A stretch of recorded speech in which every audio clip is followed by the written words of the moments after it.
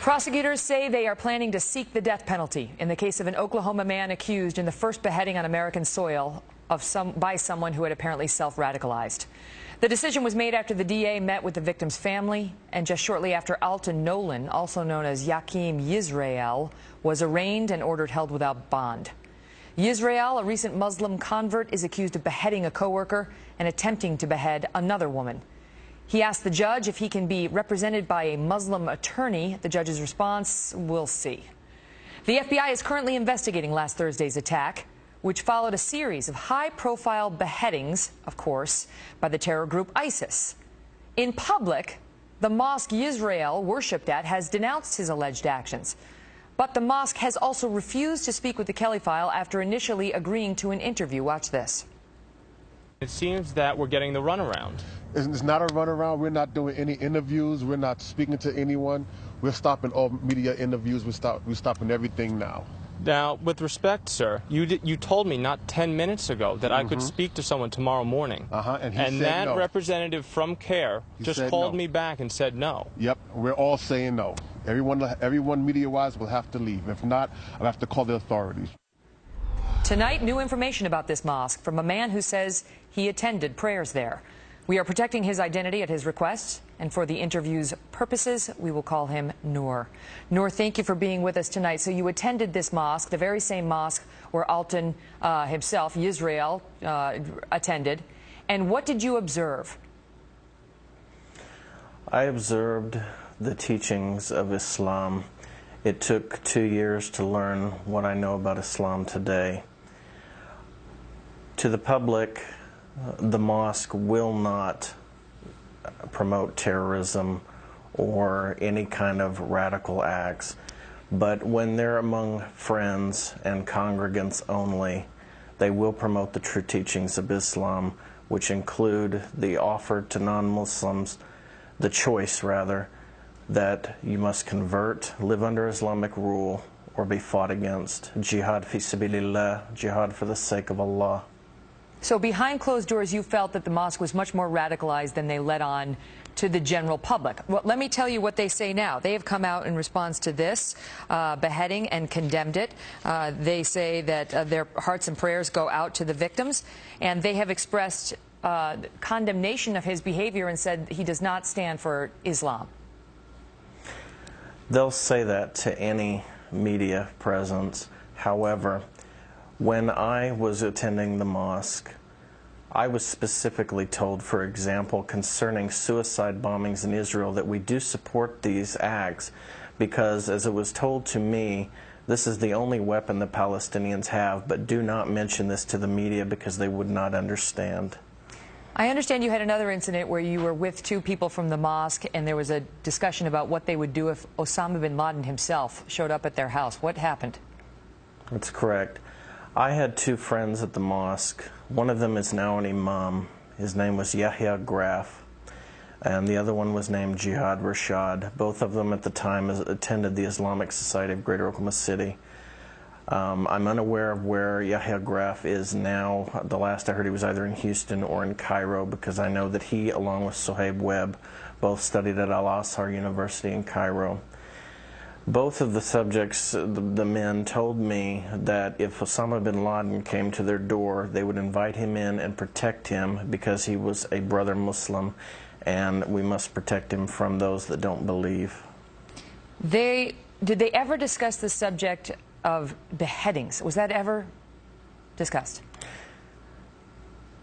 The only time that beheadings were discussed was in the means of which you confront the infidel, as it is related to in the Quran, that when you meet the unbelievers, you should smite at their necks.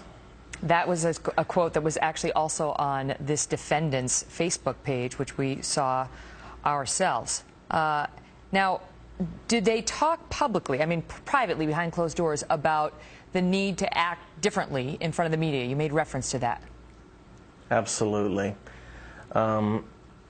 There's a teaching in Islam called taqiyya, which is deception.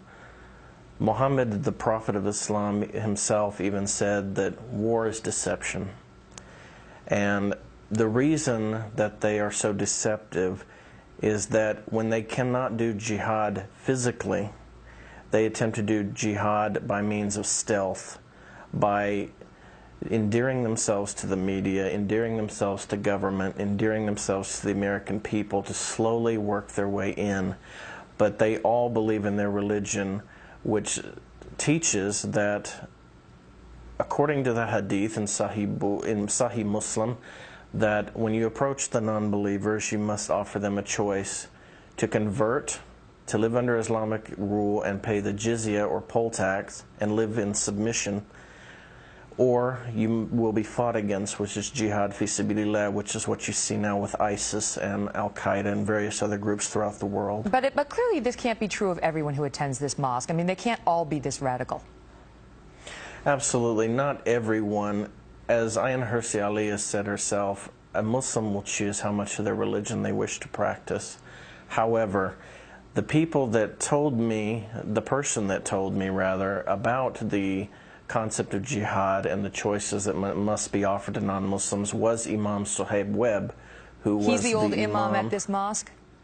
Yes, and he is now currently the imam of the Islamic Society of Boston. Which is where the Tsarnaev brothers were going, the elder. That's correct. Okay, and he sounds like he is, this is him, this is a picture of him on the screen. He specifically was a teacher there to you, an imam there to you, and what specifically did he say? He is the one that told me to not talk to the media about suicide bombings in Palestine or Israel. And he is the one that first told me about the concept of jihad, the teaching that Islam allows 3 choices to be made to non-Muslims, and eventually they're all going to have to make that choice to convert, to live under Islamic rule, or die. I understand there was a time when you were invited to fire weapons north of Oklahoma City by somebody you met at the mosque. What happened there? That's correct. The 2 individuals I was with were both fellow converts.